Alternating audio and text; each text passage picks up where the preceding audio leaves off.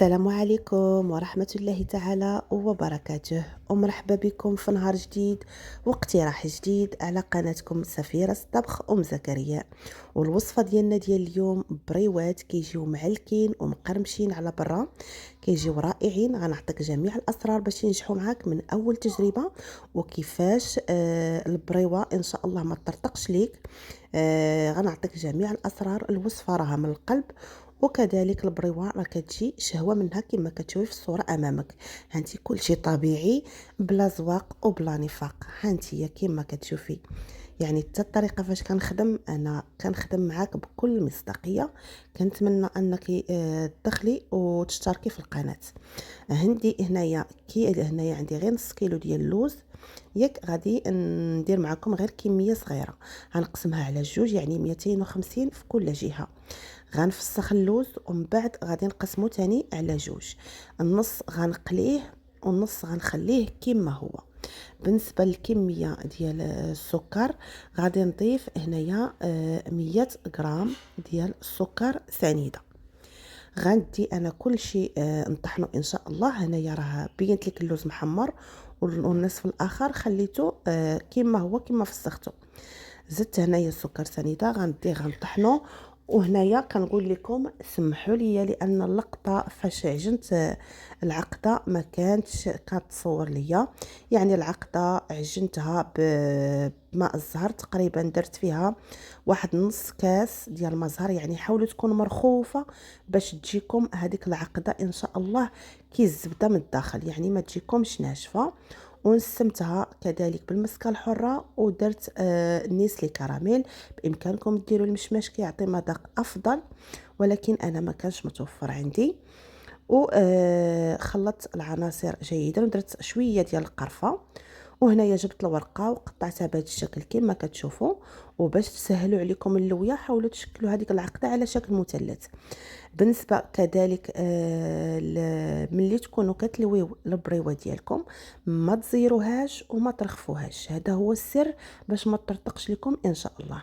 هانتوما حاولوا الورقه ملي تقطعوها تقطعوا لها الاطراف يجي بهذا الشكل اللي كتشوفوا، باش في الاخر تجيكم على شكل مثلث. وراه بهذه الطريقه اللي سبق ليا وقلت لكم كتعطيوها مثلث، راه كتجي رائعه وكتطوى معك بكل سهوله. وهانتيا خليت الفيديو بطيء على طبيعته، ما حذفت حتى حاجه، يعني كما خدمتها كما خليتها مع التلميذات ديالي. هانتي كما كتشوفي، هانتيا كتلوي واحد شويه في الاول، هانتيا وكتبقاي مستمره حتى تسالي كاع الكميه اللي عندك ديال البريوات. خليك معايا وشوفي الفيديو. هنا انا بالنسبه للورقه استعملت ديال البخار، وراه كانت عندي في الكونجيلاتور وجبتها. من الافضل الا كانت عندكم ديك الساعه تخدموا بها من الافضل. هانتيا غنبقى مستمره، وكنقول لكم اللي مازال ما مشتركش في قناه سفيره الطبخ زكريا يدخل يشترك فضلا وليس امرا، ويبارطاجي لي الفيديو مع الاهل عفوا والاقارب باش تعم الفائده. وهانتيا غنبقاو مستمرين حتى نسالي انا هاد الكميه اللي حاطه فوق طاوله العمل. وان شاء الله راه غادي تخليو البريوات ديالكم ليله كامله حتى ينشفوا ويتشمعوا لكم. يعني ضروري تبيتوهم ليله كامله. وبالنسبه باش غتسدوا البريوات، غادي تخلطوا شويه ديال الدقيق ديال الفورس، غتخلطوه ومع القليل من الماء وغتسدوا به. يعني ما ديروش البيض، من الافضل ما ديروش البيض. هانتيا غادي نوريك انني خلطت. هنايا واحد التلميذه ديالي خلطت ليا الدقيق والماء، وهانتيا وبكل سهوله وبكل اريحيه حتى تسالي كاع البريوات اللي عندك ان شاء الله. خليك معايا ونتمنى نكون خفيفه ظريفه على قلبك. وبامكانك كذلك، انا هنايا درت في الحجم او في السمك ديال كل شريط درت فيه 5 سنتيم. بامكانك كذلك تصغريهم الا بغيتي تصغريهم، المهم كيرجع لك القرار قداش بغيتي البريوه ديالك. واسمحي لي الا طولت عليك، غير للافاده وللشرح للمبتدئات. اما ما شاء الله كاع المراه المغربيه او جميع النساء فين ما حطيتيهم ما شاء الله كيحنتوا الوقت. هانتيا هنايا انا خليت لك الفيديو على طبيعته، ما بغيت نزرب حتى حاجه. هانتيا كلشي قدامك، وسمحي لي كذلك على العقده. وإمكانك أنني أنا عندي قناة أخرى تدخلي تشوفي العقدة إن شاء الله، غادي نحطها لكم في صندوق الوصف، تشوفي العقدة تمايا إن شاء الله. هادو هما البريوات، من بعد ما سالينهم هكذا كيجيو، غنخليهم كما قلت لكم ليلة كاملة إن شاء الله، وغادي نرجع معكم باش نقليوهم إن شاء الله.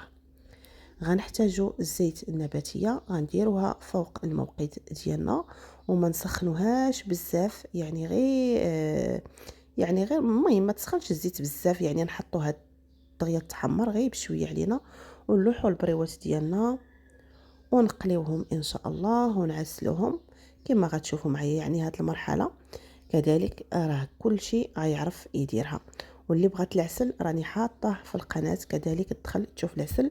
وسمحوا لي لانني عطلت هذا الفيديو، كنت بغيت نحطه من قبل ولكن كانت عندي ظروف، كنت مصوراه من شحال هذه ولكن كانت عندي ظروف وما حطيتوش.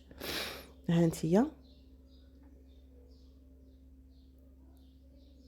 خليك معايا، وهنايا في هاد اللحظه يعني ما نحركوش البريوات ديالنا حتى نشوفوهم بياض، يعني ما نحركوهمش، نعطيوهم شويه ديال الوقت، ومن بعد غادي نجيبوا واحد القطيب وغادي نحركوا البريوات ديالنا من بعد ما غيكونوا تحمروا. ممكن انكم غير تشمعوهم، يعني غير يوليو ذهبيين وتحيدوهم، وكذلك الا بغيتوا تحمروهم نتوما كيرجع لكم القرار. كل وحده دير اللون اللي يريحها، يعني وما تنساش ان العسل مازال غيعطيهم ان شاء الله اللون. هانتيا هذا هو البريوات غنحيدهم هنايا من بعد ما تحمروا، وغنحطهم مباشره في العسل ان شاء الله، وغادي نعسلوهم. بالنسبه للطريقه ديال التعسال، يعني ضروري غيباتوا ليله كامله في العسل باش يشربوا لينا العسل والعقده من الداخل تجينا رطبه. هذا سر كذلك من اسرار النجاح البريوات، انكم تبيتوها في العسل. انا غنحطهم في العسل ان شاء الله ونخليهم ليله كامله، وغادي نرجع معكم ان شاء الله. انا هنايا غادي نوريكم النتيجه من هذا النهار، يعني ما نخليهمش حتى الغدا ونعاود نصور معكم، يعني نعطيكم النتيجه وانتم حتى الغدا ان شاء الله، وحتى الغد ليه ان شاء الله عاد حيدوهم. هانتوما هادو هما البريوات ديالنا كيجيو رائعين، ما طرطقوا ما والو، والعقده ما شاء الله واخا مازال ما باتوش راها رطبه لان خدات حقها في الزهر، في الماء ديال الزهر، يعني جات هي هذيك كما كتشوفوا معايا. وهادو هما البريوات ديالنا، كنتمنى يروقكم ويعجبكم. وهانتوما العقده ما شاء الله راه كتذوب، والورقه على برا راها مقرمشه، يعني كيجيو رائعين كما كتشوفوا. خليتكم على خير.